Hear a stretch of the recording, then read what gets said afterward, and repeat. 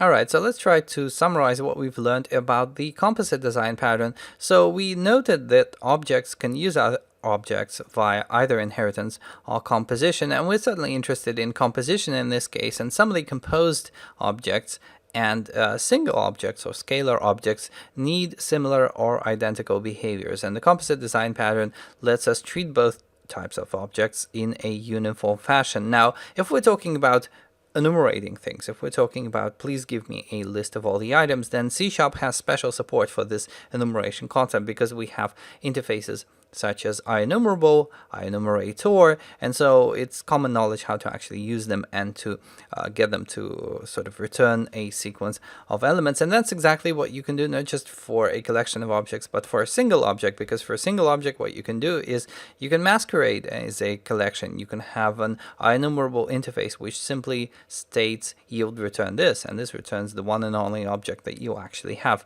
So this is the key to implementing the composite design pattern.